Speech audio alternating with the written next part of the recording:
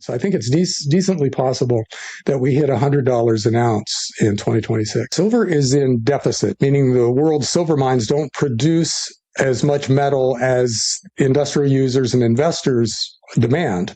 So we're running through above ground stock. In silver's case, it may not be possible to avoid some kind of a default where there just isn't enough silver, and so they have to pay out in cash instead of metal. So gold has had a really nice run. And this is different from the previous two gold bull markets, because this time around, we're kind of repricing the whole world in terms of gold. It's becoming humanity's money again. John Rubino says silver's 10-year underperformance is ending as structural deficit emerges. Mines can't meet industrial and investment demand, depleting above-ground stocks. COMEX has more futures contracts than physical silver available, with rising delivery demands shrinking inventories. Rubino notes recent suspicious exchange shutdown during $3 spike signals panic. He warns default scenario looming where exchanges pay cash instead of metal could trigger parabolic move to 100 plus in 2026. And a lot of people are looking at that as kind of the inflection point where, okay, it's going up, and then there's this default, and then it goes straight up. So gold still has further to run if the BRICS are going to launch their gold-backed currency and the other central banks that are adding to their gold holdings keep it up. And if the crypto guys with their stablecoins decide they want to launch a bunch of gold-backed stablecoins, then the demand for gold is going to be such that, you get up into what seems like crazy numbers right now, $10,000, $15,000, $20,000 an ounce.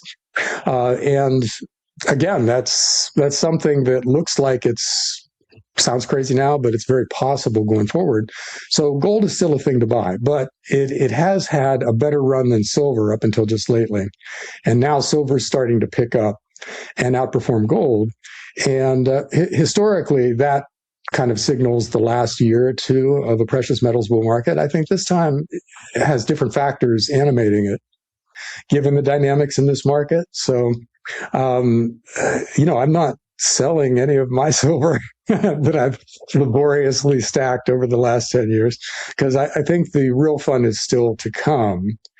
And, you don't want to wait a really long time in the dead market and then finally have the market turn around and you get out too soon and miss the big move that you've been waiting for. So it's intellectual and emotional right now, that you should probably stick with your silver positions and watch this thing play out. Silver miners offer 3 to 10 times leverage potential. He points out stablecoin issuer Tether stacking gold at central bank levels. Silver-backed stablecoin could explode demand. Solid-state batteries require significant silver. Rubino cautions yen carry trade unwind threatens trillions as Japan raises rates. His strategy: dollar cost average gradually, target 200 plus as paper market breaks. Subscribe to Fine Metals for future updates. Like COMEX may not have enough silver to satisfy the demands of futures contract holders. In other words, there are a lot more people out there with long futures contracts that could come in and demand silver than there is silver to satisfy that demand. And, the number of people who are standing for delivery on futures contracts is rising. And the amount of silver in these exchanges is shrinking. Well, it's not too late to add to positions. It'd be much better if you did that in the past 5 or 10 years. But yeah, if you don't have as much as you want, or you're, new to the market, then you can definitely be adding. Just do it a little at a time. Do lowball bids for silver mining stocks, or dollar cost averaging with silver ounces, whatever, but don't jump with both feet, because that'll be the day that something happens to cause a correction and silver it'll drop by 30%, just as you buy in big. So all you can do and sleep at night, in most cases, is to continue to accumulate gradually and just look for good deals on the expectation that your target price is, let's say, $200 with silver. So if you end up buying some at 70 and buying some at 80, it might be very painful if there's a correction back down to 50, but you'll still feel good about what you've done when silver finally reaches that real exit point of in the hundreds. So yeah, it's no longer easy money. That the easy money has been made. But the silver market is probably still a favorable place to be for all the fundamentals that we could spend an hour just talking about those. It's mined as a byproduct of other kinds of metal mining. If you have a nickel mine or a copper mine, you'll make some silver and you'll sell it, but it's not your main business. So there aren't that many silver mines. And now that silver is a hot topic, if you're a mining company with silver in your name, you're attracting some generalist money.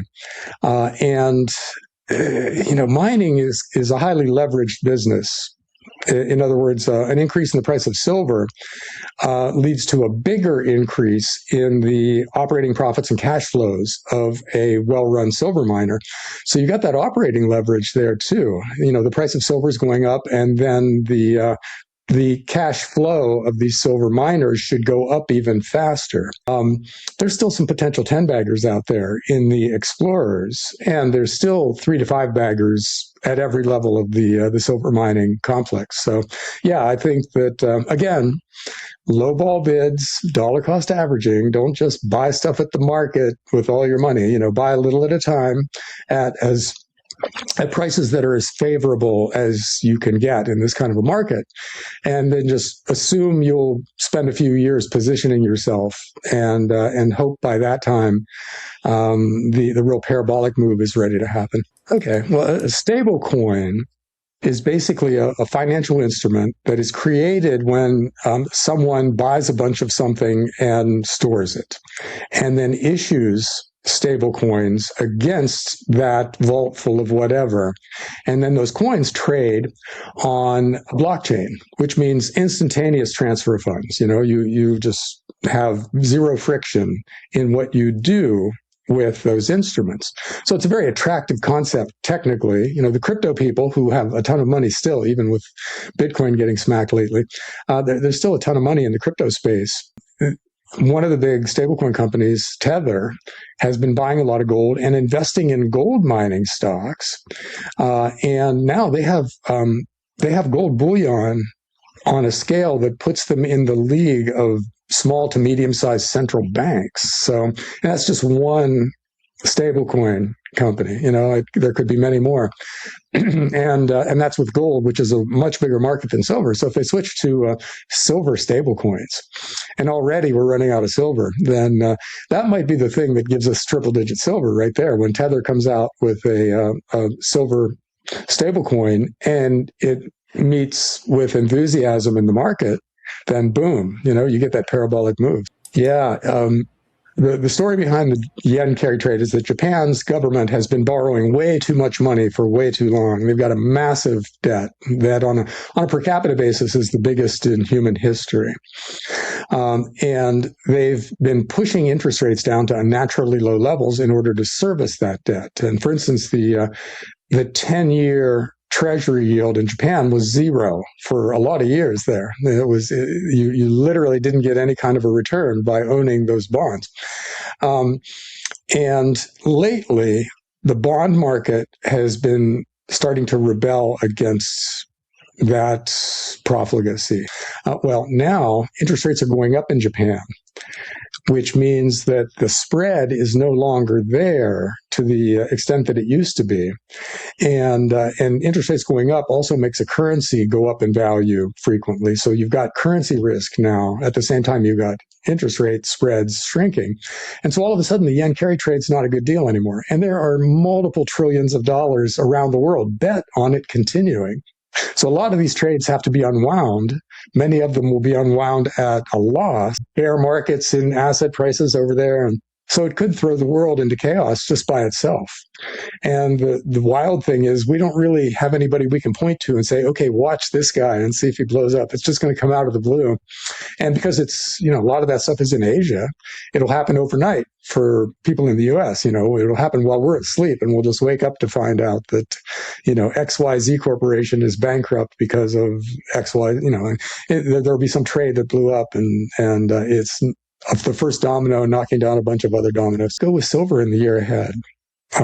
Because that story is great, and it's kind of sort of working out right now because you've got the kind of background turmoil going on in the exchanges, and then you've got lots of different technologies using lots of silver, including a new thing, which is a solid state battery that's coming along. Car makers are creating them, and apparently they use lots of silver. They're much better than lithium ion, and they use lots of silver. Now, one is consumers are tapped out in a lot of cases. We've got record credit card debt, record student loans out there, record car related debt, and record mortgages, and a lot of people just can't carry all the debt that they've taken on, so they're starting to default. So delinquency rates and default rates are starting to rise for various sectors of U.S. debt, and that means that consumers are not going to be able to go out and buy new cars and new houses and just rack up credit card bills on Amazon or anything, because they already did that in the past few years. So consumer spending has to decline from that point of view. But at the same time, and consumer spending, when it goes down, causes recessions because we are a consumer spending based economy. But at the same time, we're running massive deficits. So we're flooding the country with liquidity via fiscal policy. We still have a nice long run in gold, and we have a potentially better run in silver, which you're kind of seeing evidence of right now. And again, same thing with gold. You can continue to add, and there are lots of gold mining stocks out there. There's way more gold mining stocks than silver miners. So you have more choice out there of big, solid companies that will just, give you the gain in gold with minimal risk. And then a lot of explorers and small producers that aren't really well known yet, and that still have 5 or 10 bagger potential out there. So it depends on how deeply you want to dig into this market. If you really want to get to know how mining works and spend 6 months developing the judgment to tell one little miner with a good story apart from another, there's some serious potential money to be made. So crypto guys and gold bugs are natural allies because they have a common enemy, which is governments that aren't constrained by any kind of a link in their money to something real. So it's not a surprise that crypto money is flowing into precious metals now. And so you're seeing an interesting thing happen where precious metals are still going up while cryptos are having a monstrous correction right now. Bitcoin is down from 120,000 to 85,000 right now, which is a big drop for something that is supposed to be digital gold. And meanwhile, gold is up again today, and silver is having a really nice day today. So I think there are capital flows happening here where some of the money that's moving out of cryptos is moving into precious metals. And that's basically why we haven't been in a recession for the past 15 years now. We haven't had a serious recession because we've been running massive deficits, and that money gets spent.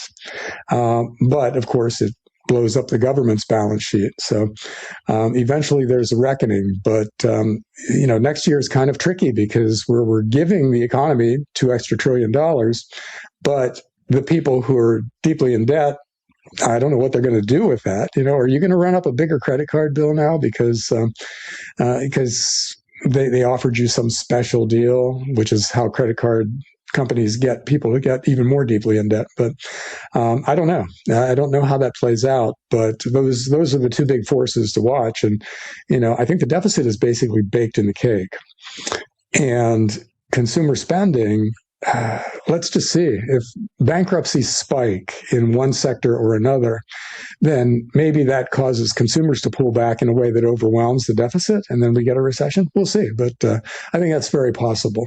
And then recession will bring an equities bear market with it, or an equities bear market will bring a recession with it. So we've got that out there as a possibility too, with tech stocks supporting, a handful of tech stocks supporting the entire edifice of the global equities market, and they could blow up at any time. This is clearly a tech bubble, and tech bubbles tend to die spectacularly. So it's completely possible that the AI stocks drop by 50% in the coming year and are still a little bit overvalued. Who has what, and who is underwater and who's not? It's like Warren Buffett used to say, you only know who's been swimming naked until the tide goes out. And that's a global phenomenon right now. There are all kinds of trades out there that are not going to work out, and we don't know who's going to go first. We don't know how big it's going to be, but it's multiple trillions of dollars that we're dealing with. And the other aspect to this that might even be more important going forward is that when there was all this liquidity coming from Japan in the past, that was like a central bank doing QE. It was a massive infusion of liquidity around the world. So it pushed up the prices of assets everywhere. Real estate is higher than it should be, and most aspects of the tech stock market in the US are higher than they should be. And a lot of that is because of the yen carry trade. Well, if the yen carry trade goes away, then a lot of those assets have to be repriced at considerably lower levels. And so you get, bankruptcies going on here, and